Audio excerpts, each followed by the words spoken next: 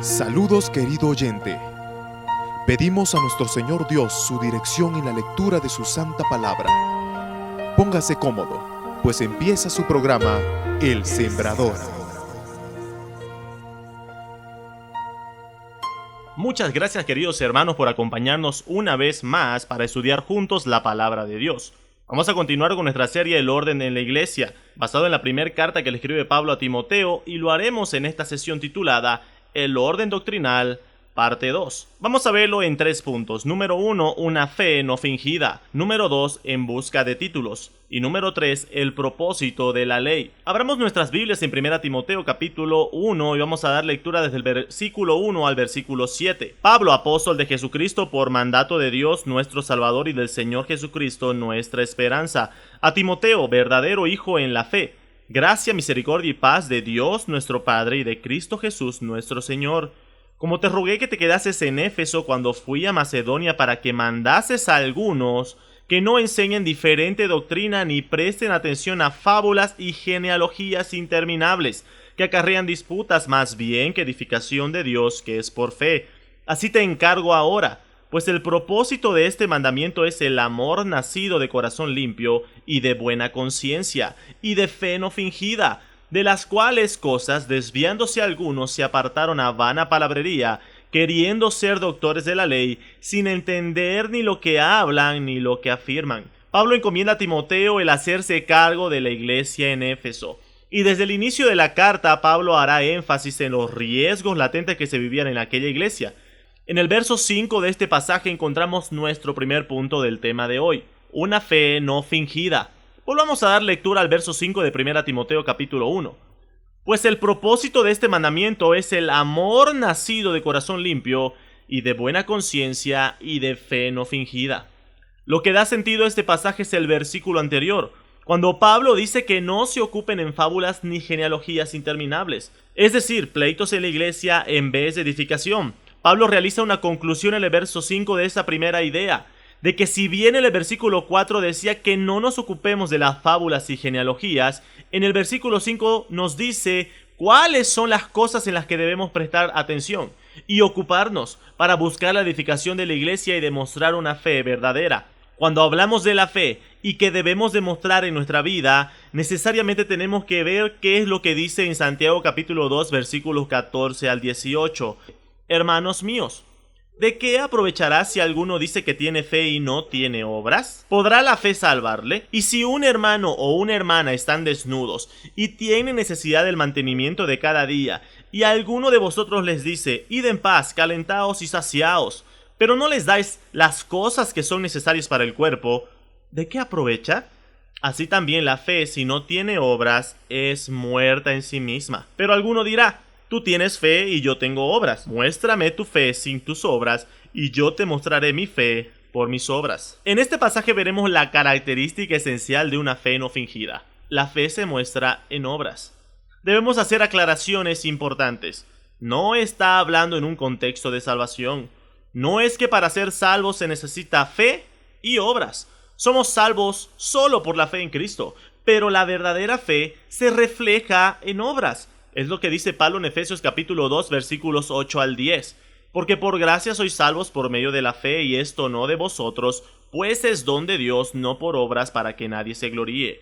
Porque somos hechura suya, creados en Cristo Jesús, para buenas obras, las cuales Dios preparó de antemano para que anduviésemos en ellas. El resultado de ser salvos por fe es aquella nueva vida en Cristo, donde hemos muerto al pecado y ahora vivimos para servir a aquel que murió y resucitó por nosotros. Pero debemos buscar el equilibrio en este punto. No se trata de simplemente obras. Si las obras que realizamos no tienen estos dos elementos que Pablo le dice a Timoteo en el verso 5, cuando dice que el propósito de este mandamiento es el amor nacido de corazón limpio y de buena conciencia, tampoco sirve de nada. Estamos llamados a vivir una fe no fingida, que se refleje en una vida de buenas obras, que son las que Dios preparó de antemano para nosotros. Pero estas deben tener dos cualidades importantes según el pasaje de 1 Timoteo capítulo 1 versículo 5.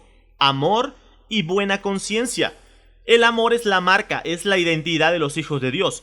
En 1 Corintios capítulo 13 versículos 1 y 2 dice, si yo hablase lenguas humanas y angélicas y no tengo amor, vengo a ser como metal que resuena o címbalo que retiñe. Y si tuviese profecía, y entendiese todos los misterios y toda ciencia, y si tuviese toda la fe de tal manera que trasladase los montes, y no tengo amor, nada soy.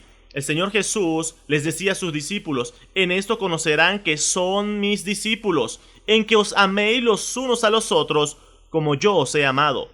También Pablo dice en Colosenses capítulo 3, cuando habla de que el creyente debe hacer morir lo terrenal y revestirse como escogidos de Dios, y da una lista larga de características que debe tener el creyente. Y en el verso 14 dice: y sobre todas estas cosas, vestíos de amor, que es el vínculo perfecto. Queridos hermanos, queremos vivir una fe genuina, debe estar marcada por buenas obras hechas en amor, pero también con buena conciencia.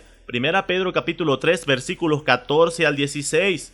Mas también si alguna cosa padecéis por causa de la justicia, bienaventurados sois. Por tanto no os amedrentéis por temor de ello, ni os conturbéis, sino santificad a Dios el Señor en vuestros corazones, y estad siempre preparados para presentar defensa con mansedumbre y reverencia ante todo el que os demande razón de la esperanza que hay en vosotros, teniendo buena conciencia, para que en lo que murmuran de vosotros, como de malhechores, sean avergonzados los que calumnian vuestra buena conducta en Cristo.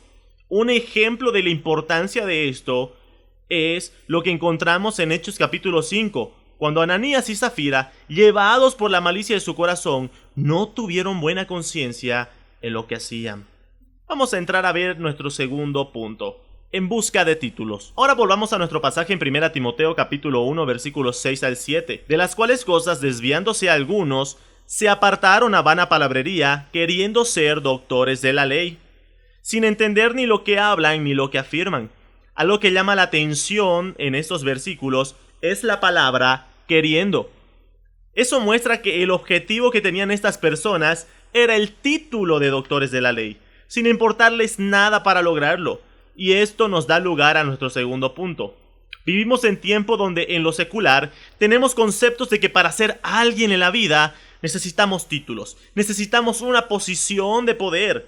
Pero es impresionante cómo ese pensamiento se ha introducido a la iglesia. Desde la idea de que en la iglesia las funciones existentes son posiciones o títulos para ostentar.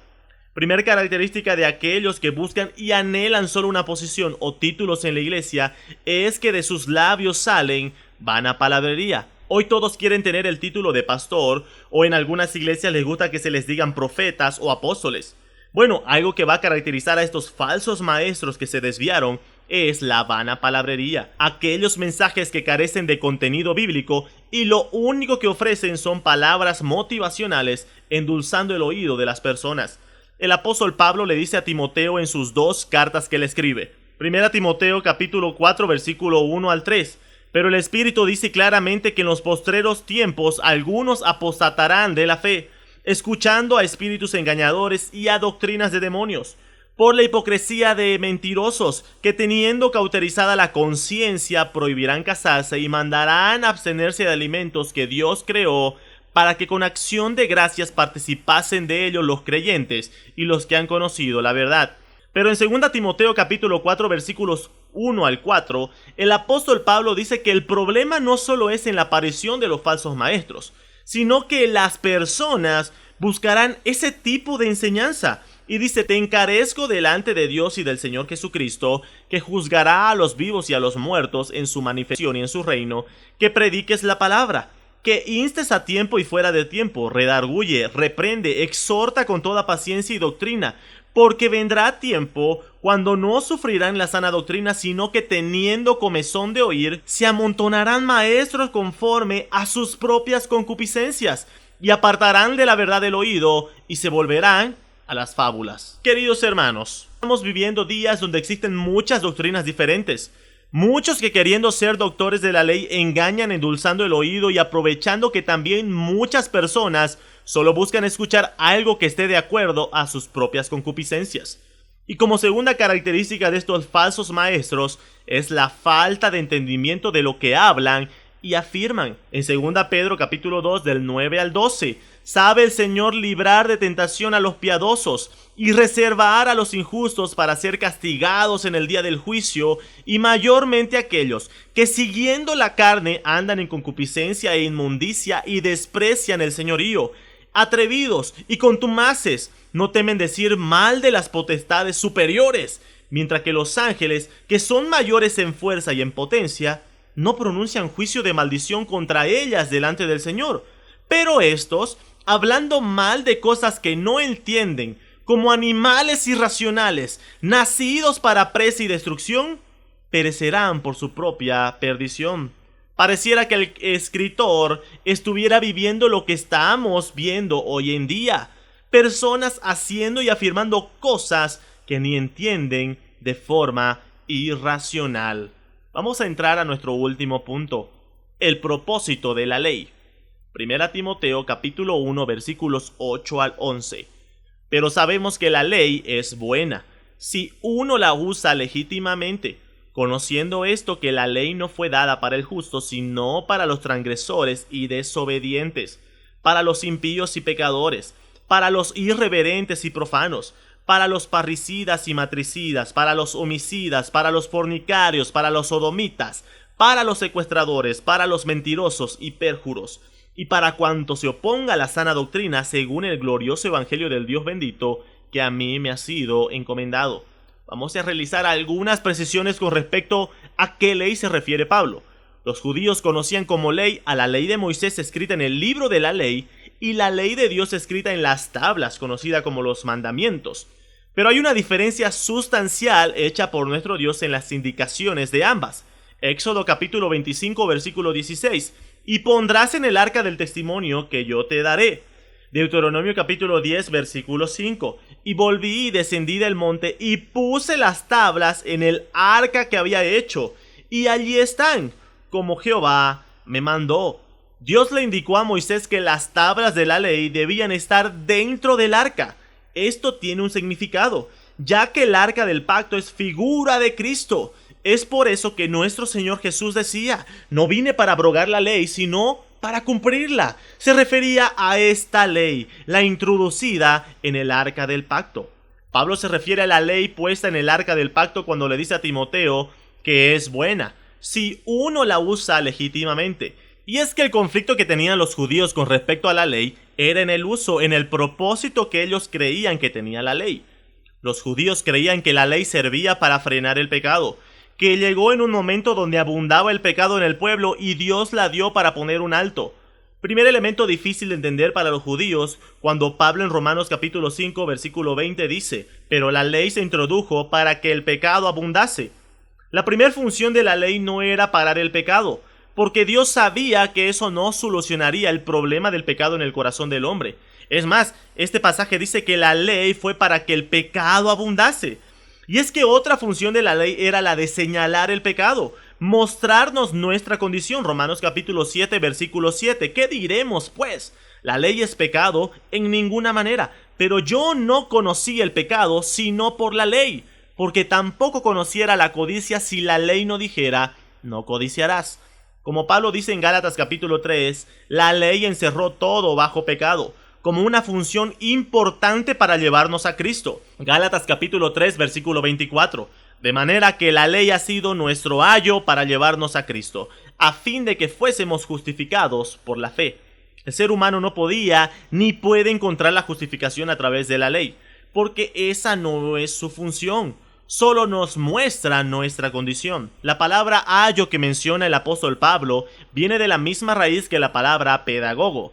El ayo era un esclavo que tenía la función de educar a los hijos del amo. Tenía dos funciones esenciales: señalar las faltas y proveer instrucción o dirección. Esa es la función de la ley.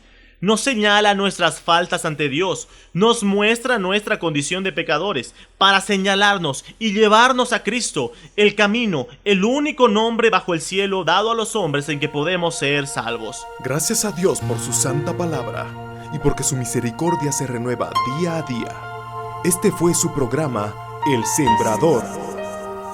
Para más información, contáctese por la página de Facebook que lleva por nombre Franco Morón Flores. Será hasta una nueva oportunidad, si el Señor así lo permite. Amén.